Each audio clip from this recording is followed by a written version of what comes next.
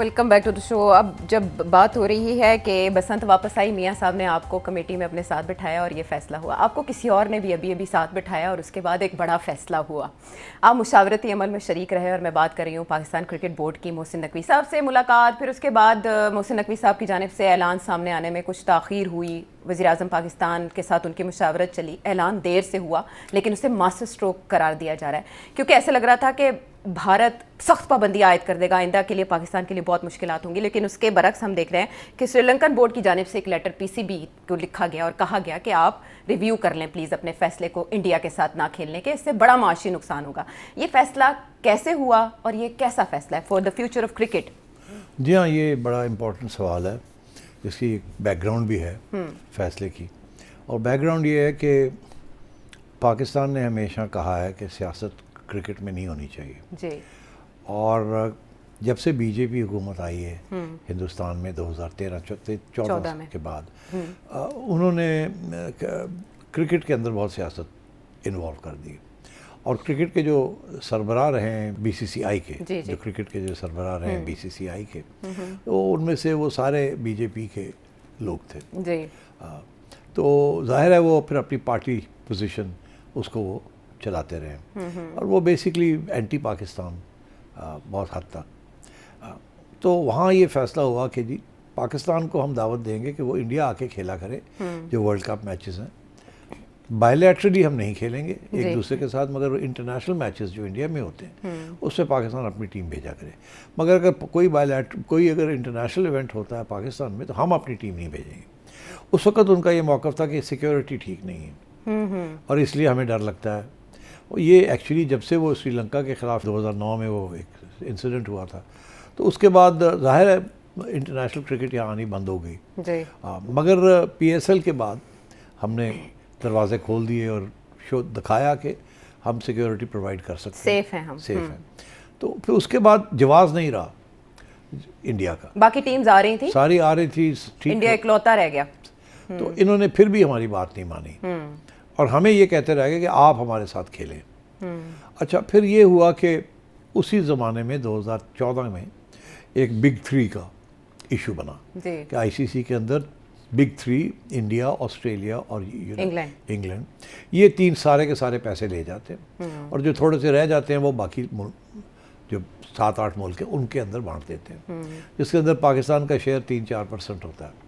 अच्छा, और बाकी बेचारे छोटे लोग बांग्लादेश वगैरह और अफगानिस्तान को तो बिल्कुल ही कम मिलता था। तो बिग थ्री उसके अंदर रेजिस्टेंस पाकिस्तान की तरफ से आई। हम वाहिद मुल्क थे, हमने कहा कि ये बिग थ्री जो है आप और इसको पक्का कर रहे हैं और ज़्यादा आप खा जाएंगे तो ये इसको डिस्ट्रीब्यूशन इसकी बेहतर होनी चाहिए। मगर हम अकेले रह गए उसमें बाकी सारे जो ममालिक थे उन्होंने बीसीसीआई की हिमायत की। अच्छा, और उस वक्त आईसीसी का जो चेयरमैन थे वो भी बीसीसीआई के एक्स चेयरमैन थे, तो इंडिया कंट्रोल कर रहा था आईसीसी को भी ऐसे जैसे अब करा। तो उस वक्त जब ये बिग थ्री की बात आई तो हमने कहा हम नहीं करते साइन। तो 10 फुल मेंबर्स में से 9 ने कहा कि हम साइन करते हैं और मैंने कहा कि हम नहीं करते। जब हमने ये कहा तो उस वक्त मैं चेयरमैन था, तो मैंने कहा हम नहीं करते। तो फिर ये इंडिया वाले हमारे पास आए, इन्होंने कहा जी कि हमने 9 तो 10 ले ही लिए हैं, तो अब हमें तो ज़रूरत नहीं है आपकी, पास हो जाएगा ये रिफॉर्म और बिग थ्री तो बन जाएगा, तो आप क्यों अपने आप को अलहदा कर रहे हैं, आपको और नुकसान हो जाएगा आपका। तो मैंने कहा नहीं ठीक है, फिर ये तो आप गलत काम कर रहे हैं असूलन, तो हम नहीं इसका हिस्सा बन सकते। तो उन्होंने कहा अच्छा अब आपका यही इशू है ना कि आपको जो आपका फाइनेंशियल जो हक है आपको नहीं मिलता। मैंने कहा बिल्कुल। तो उन्होंने कहा अच्छा ठीक है, हम आपका कोई कॉम्पनसेट कर देते हैं। कॉम्पनसेट कैसे करेंगे? तो मैंने कहा कि आप ऐसे करें कि हमारे साथ क्रिकेट खेल लें, जो क्रिकेट की जो रेवेन्यू होगी वो हमें मिलेगी। जब इंडिया पाकिस्तान के दरमियान मैच होता है तो अगर तो पाकिस्तान में हो तो जितने पैसे आते हैं खर्चे निकाल के वो पाकिस्तान को मिलते हैं, और जितने अगर इंडिया के अंदर हो तो खर्चे निकाल के जितने पैसे आते हैं वो इंडिया को मिलते हैं। तो यही बायलैटरल होता है कि एक दफ़ा इंडिया में एक दफ़ा पाकिस्तान में, ताकि जितने जितने रेवेन्यू आप अपने अपने इलाकों से इकट्ठा करते हैं वो आपका हो बारी बारी।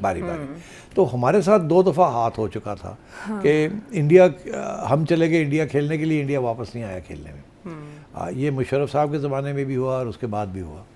तो अब मैंने कहा कि यार वो आपने आना था, आप नहीं आए, हम चले गए खेलने, आपने वादा किया था आप आएंगे, आप आए नहीं, वो हमारे रहता है आपकी तरफ उधार जी। तो ये है कि वो उधार अब पूरा कर दें।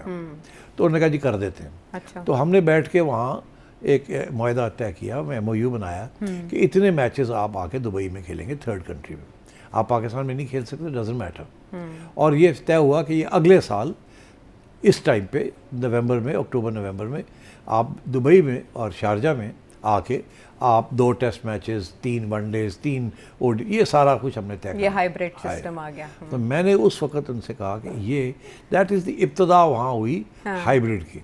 अच्छा। और वो मान गए, उन्होंने कहा ठीक है हम आके थर्ड कंट्री में खेल लेते हैं। अब क्या हुआ, ये बायलैटरल सीरीज थी, साल गुजरा, बीजेपी की गवर्नमेंट धंधना रही थी, कांग्रेस फारग हो चुकी थी, और श्रीनिवासन साहब भी थे जो उस वक्त के ICC चेयरमैन थे, वो भी फारग होने जा रहे थे।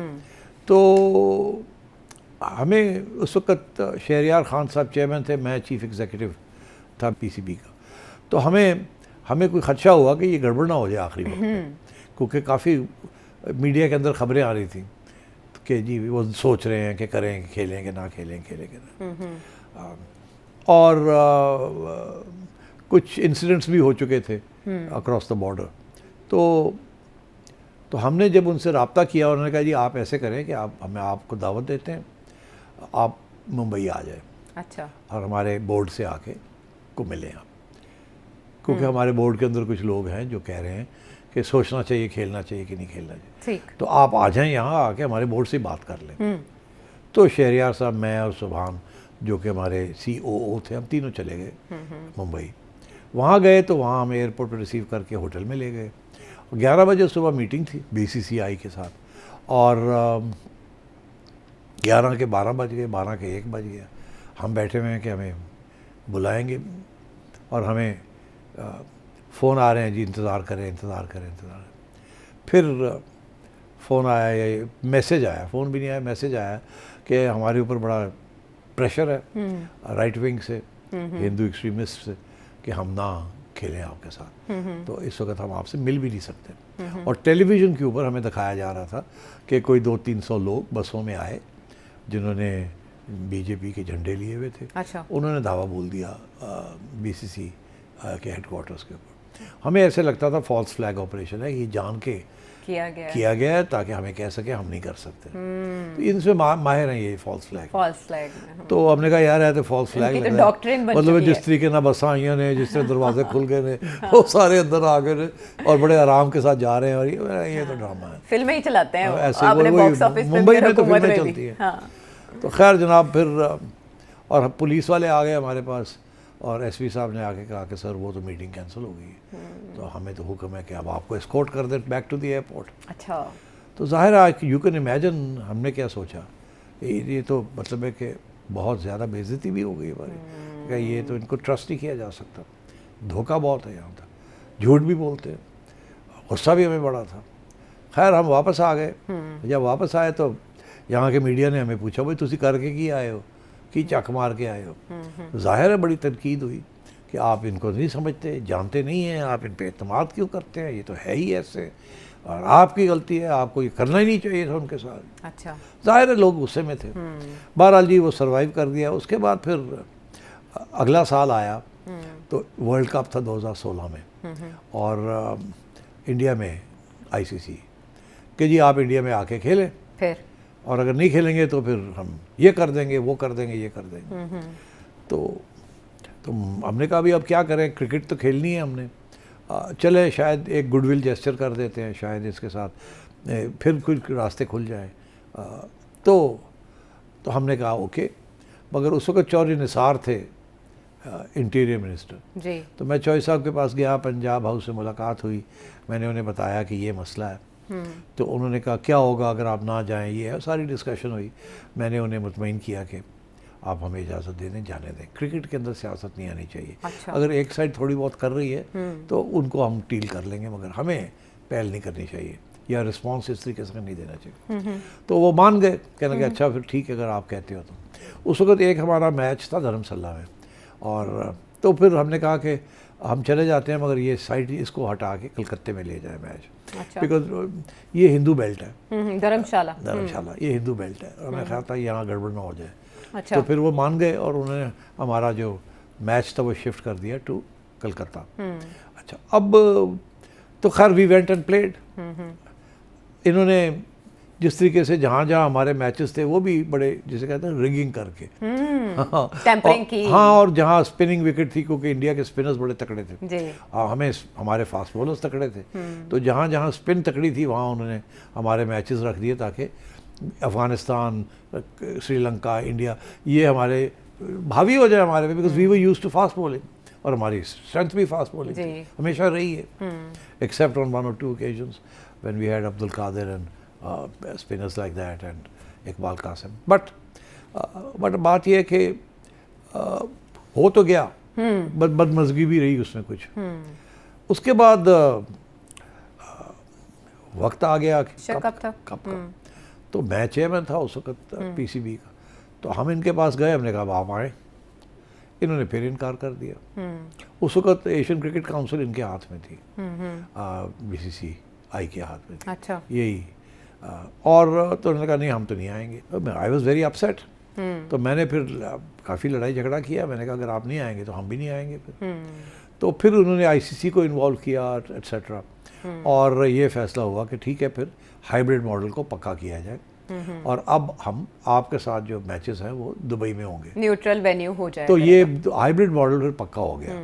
पहले टेक्निकली कागज़ पे था मगर इम्प्लीमेंट नहीं हुआ, ये पहली दफ़ा ये इम्प्लीमेंट हो गया। ठीक।